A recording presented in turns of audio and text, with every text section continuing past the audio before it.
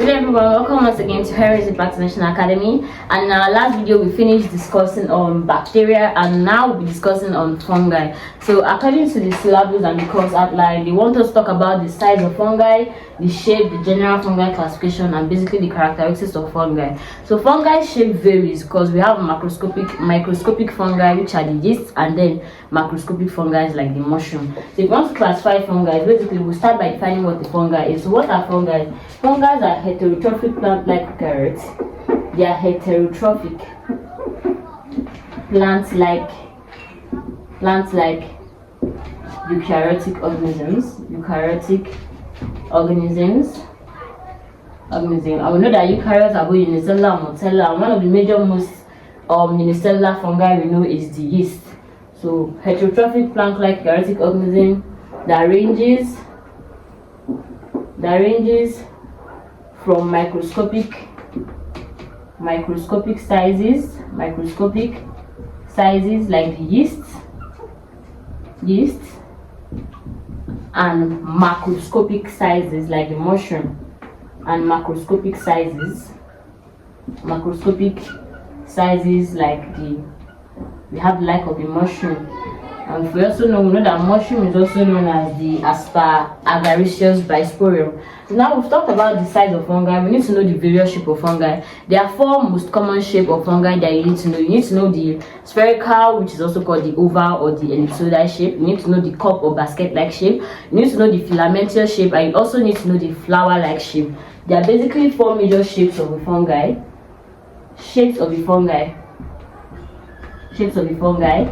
You have the cup. You have the spherical, and also called the oval or the ellipsoidal shape.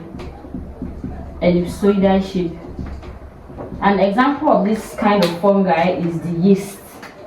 Examples are the yeasts, and you know another name for the yeast is also called Saccharomyces cerevisiae. Saccharomyces cerevisiae. So this is an example of the oval, spherical, or ellipsoidal fungi. Then the second shape we have here, we have the cup, or they call it basket-like fungi, basket-like shape of fungi. And the most common ones we know here are the Ascomycota, and the most common example we are going to know here is the Perziza. Then we also have the flower-like shaped fungi. We have the flower-like shaped fungi.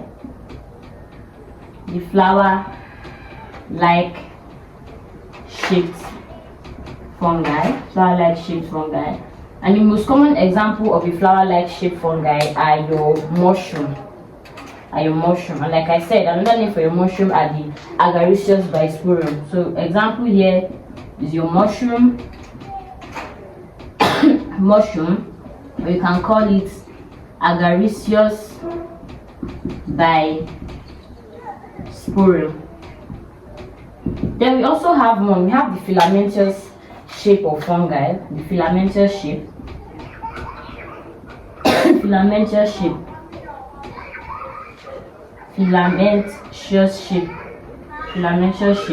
And the most common example of these ones are your molds, which you also call the aspergillus, or you can see them right as rhizopus. The most common example are your molds, which you can see them right as rhizopus, or you can also see them write it as aspergillus. And there are two major species of this aspergillus, the Aspergillus niger and your Aspergillus flavum. So if they ask you, mold is an example of what, or is classified under what fungi shape, you now know that mold is a filamentous kind of fungi. If they ask you, your Ascomycota is under what fungi shape, you know you're talking about your cup or basket-like fungi. So that's all for the fungi shape. And now we're talking about the general fungi classification. There are various ways you can classify a fungi. You can classify them based on their mode of nutrition, based on their mode of spore formation, which is one important thing you want to take note of, because they can ask you fungi imperfecti, which is your Deuteromycota, is also known as your fungi imperfecti because it's unable to produce spores. That's what we're talking about now, your fungi classification. But before that, I want to give you guys general characteristics of fungi. They can give you your exam in your theory these 5 characteristics of a fungi, so you need to know that also. So before we dive into the general classification of a fungi, we have to talk about the basic characteristics of a fungi, because they can give you in your theory list 5 characteristics of a fungi. Do you know the characteristics of fungi? So that's what we're going to be talking about now. So characteristics of fungi. Characteristics of fungi. You must have heard this before, that fungi are ubiquitous. And what does it mean for them to be ubiquitous? It means they are everywhere. Mushroom, you tend to see mushroom everywhere. Fungi are ubiquitous, they are generally everywhere.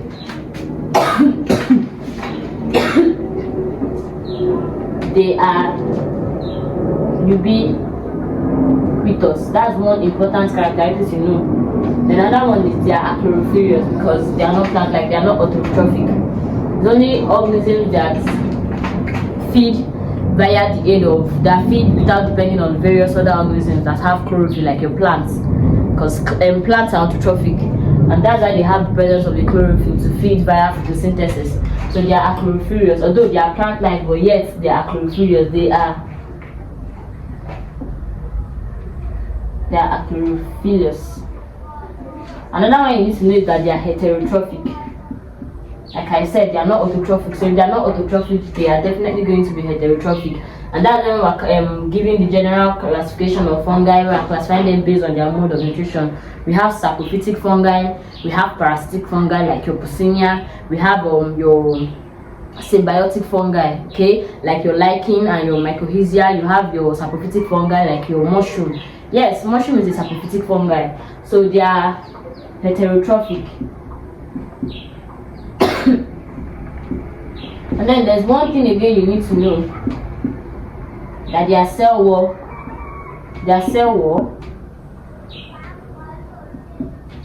is made up of a polysaccharide. What do you call it? It's made up of chitin. The cell wall is made up of chitin. You also need to know that they are eukaryotic.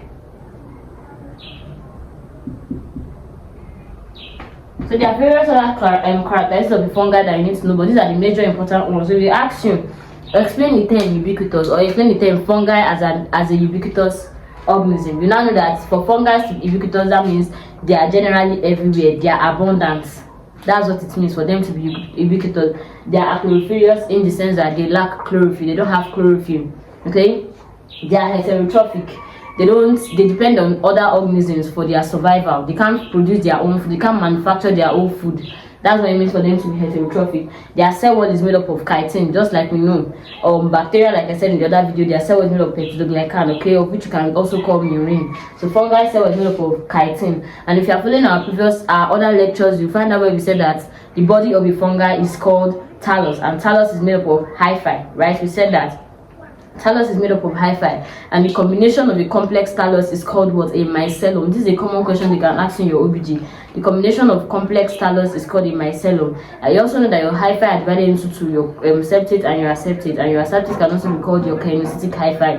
Your septate have crosswall, while your aseptate lack crosswall. These are basic information you need to know. If you have been following up our lectures, you will be familiar with what I am saying right now. So now these are the basic characteristics of fungi. So when I'm talking about the general classification of fungi,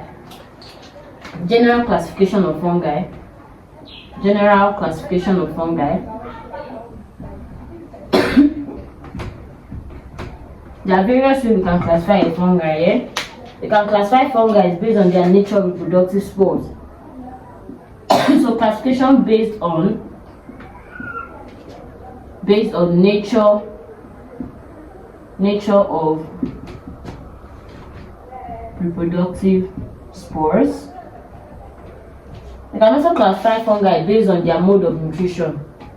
Like I said earlier, we have the saprophytic, the symbiotic, and the parasitic based on mode of nutrition. And we can also classify them based on their shape, of which I will not be writing here because I already discussed that earlier. There are various 4 specific shapes. You have the filamentous kind of fungi, you have the flower-like, you have the cup or basket-like fungi. You also have your oval or ellipsoidal or your spherical fungi, which are your yeasts, which you can call Saccharomyces cerevisiae. And you also know that your Candida albicans that causes candidiasis is also a yeast. So if they tell you have candidiasis, just when they're talking about yeast disease. So that's it. So when you're discussing, when you're okay, you can classify fungi also based on their hosts, based on their infective hosts, based on their, because fungi can infect plants based on their infective hosts, because fungi can infect plants and they can also infect animals. When you hear of Coleotrichum falcatum and your Fusarium oxysporum, those are fungi that infect plants. And when you hear of your Epidemophyton, your Trichophyton that causes ringworm, and your Candida albicans that causes candidiasis, those are fungi that infect animals. So now we'll be classifying fungi based on their nature of reproductive spores. So if you want to classify fungi based on the nature of reproductive spores, classify fungi based on nature of reproductive spores. There are two major classifications. You have your Eukaryotic and your Zygomycota. So when classifying fungi based on their nature of reproductive spores, you have your Zygomycota, and you also have your Eukaryotic. So now the major examples of this, your Zygomycota, these are your Acrasiomycetes, you have your Hydromycetes, Hydromycetes, a water mold fungi, your Hydromycetes. You also have your Myxomycetes.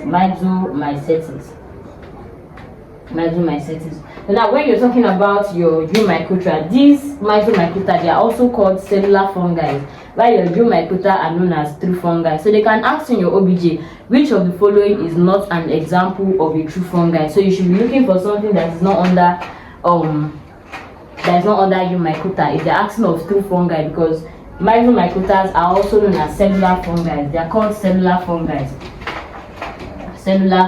While your Zygomycota, they are called true fungi. They are your true fungi.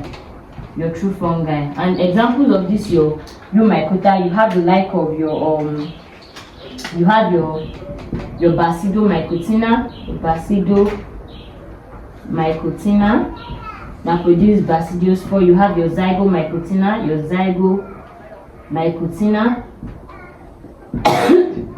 have your Deuteromycotina. This one is known as fungi imperfect because it does not produce spores. So Deuteromycotina is also known as your fungi imperfect. Then you have your Ascomycotina.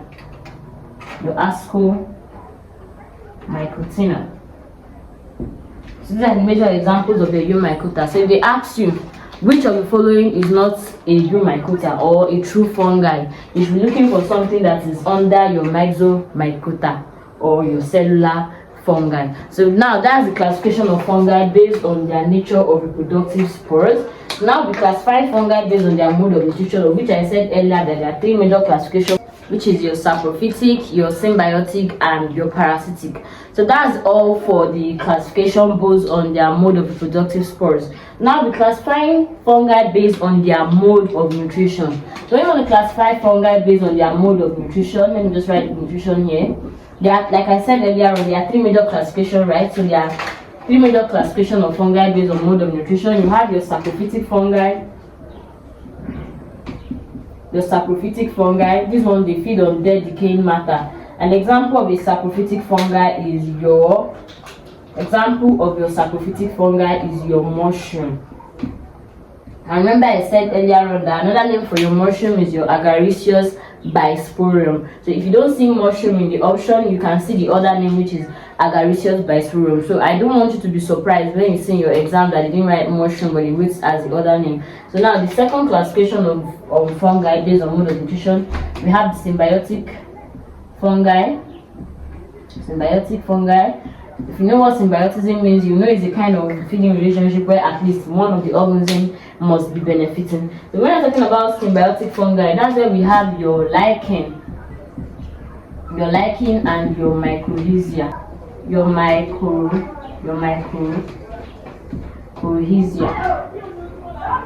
This particular kind of relationship is a mutualistic kind of relationship between fungi and the roots of plants, and that's why sometimes we refer to it as fungus roots.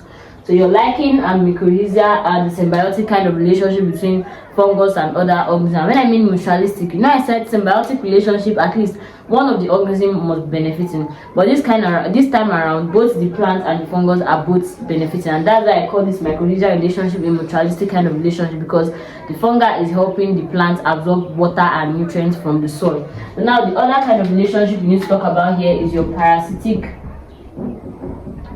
relationship. And now, you know, what is parasitism? This is a kind of relationship where the organism live at the expense of its host, and a major example of a fungi that does this is your Puccinia.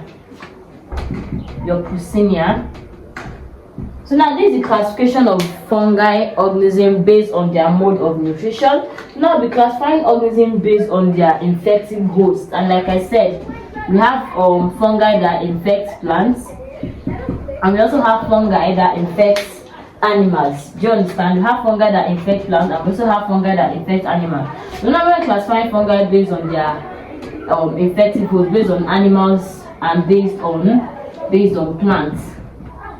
Now the most common one you need to take note of is your Candida albicans, which I told you guys that candidiasis is also known as yeast infection. So your Candida albicans, they can ask you which organism causes candidiasis. You know, if you don't see Candida albicans there and you see yeast, is still correct, because a fungi, your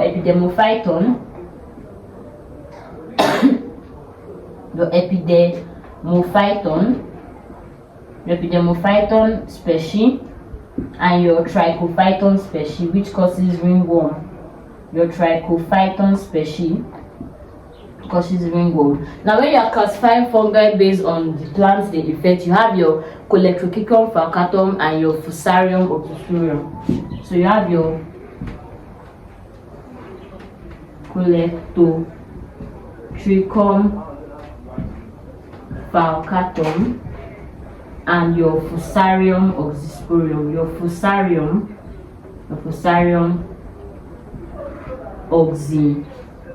oxysporium. So now these are the major things your syllabus require for you to know as a JUPEB student. So when you get into the hall, you are not going to be surprised when you see either of the things. If you see your Fusarium oxysporium, you won't be surprised and be shocked that I've never done this thing in my life. At Heritage Department National Academy here, we demystify every concept for you to understand it. So now your syllabus was requiring for us to talk about your fungi, your size, the shape of your fungi, your general fungal classification, and also we talked about the characteristics of fungi. And if you can know very well, I said it earlier on that another name for your yeast is your Saccharomyces cerevisiae, or what you can also call it your Candida albicans. Another name for your mushroom is your Agaricus bisporium, and another name for your mold, you can see it as your Rhizopus, or you can also see it as your Aspergillus species, which there are two major species of the Aspergillus in specific. You have the Aspergillus niger and the Aspergillus flavum. So don't be surprised when you come along or come across any of these concepts, because we've demystified everything here. So now in our next video, we'll be talking about protozoan, the classification with examples, their motile and non-motile pathogens, and their nutrition types. See you in our next video.